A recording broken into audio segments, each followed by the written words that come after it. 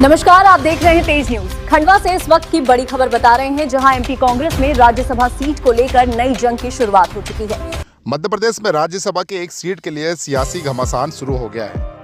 दरअसल अप्रैल माह में खाली होने वाली इस सीट के लिए अब तरह तरह के नाम दावेदारों की लिस्ट में शामिल होते जा रहे हैं। मध्य प्रदेश के अप्रैल महीने में राज्यसभा की एक सीट खाली हो रही है। पूर्व मुख्यमंत्री दिग्विजय सिंह ने कहा है कि तीसरी बार राज्यसभा नहीं जाएंगे, लेकिन अब कांग्रेस के भीतर राज्यसभा की खाली होने वाली सीट के लिए एक नई जंग छिड़ दी है। खंडवा पहुंचे अल्पसंख्यक कांग्रेस के प्रदेश अध्यक्ष शेख अलीम ने कहा है कि पिछले 25 सालों से किसी भी अल्पसंख्यक को राज्यसभा नहीं पहुंचाया गया है, इसलिए इस बार राज्यसभा के लिए किसी अल्पसंख्यक का नाम दिया जाए। उन्होंने कहा कि लंबे समय से अल्पसंख्यकों की मांग रही है कि अल्पसंख्यकों को मौका दिया जाए, इसके लिए इस बार राज्यसभा की खाली हो रही सीट पर किसी अल्पसंख्यक का नाम दिया जाए। खंडवा पहुंचे शेख अलीम ने एमआईएम के मामले पर कहा कि बीजेपी द्वारा दिए जाने वाले सवालों को वे आगे बढ़ाते हैं। वे मुस्लिम हितैषी नहीं हैं, वे केवल भारतीय जनता पार्टी के लिए ही काम करते हैं।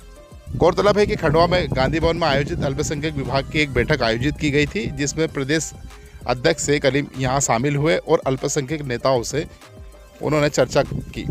अब देखने वाली बात होगी कि राज्यसभा की खाली होने वाली सीट के लिए कांग्रेस किसका नाम आगे बढ़ाती है। ये निर्णय हमारे राष्ट्रीय नेतृत्व को लेना है। साथ ही प्रदेश के सभी अल्पसंख्यक नेताओं की भी ये मांग है कि पिछले 25 वर्षों से किसी भी अल्पसंख्यक को राज्यसभा में नहीं पहुंचाया है, किसी अल्पसंख्यक को राज्यसभा पहुंचाया जाए। एमआईएम लोगों के मुद्दे नहीं उठाती है, एमआईएम वो मुद्दे उठाती है जो उसको भारतीय जनता पार्टी के द्वारा दिए जाते हैं, उनको आगे बढ़ाई जाती है, उस पर बहस कराई जाती है और देश में रहने वाले अल्पसंख्यक और बहुसंख्यक को बांटने का कार्य करती है।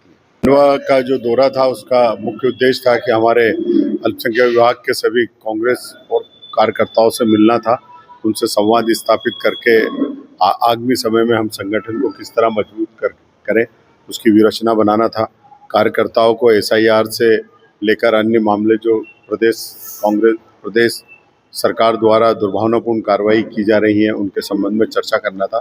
सभी से चर्चा हुई माननीय अध्यक्ष महोदय के अध्यक्षता में और बड़ी सार्थक चर्चा हुई और पार्टी में नए तरीके से संगठन भी बनाया जाएगा और कार्यकर्ताओं की जो समस्या है उनका निराकरण भी किया जाएगा।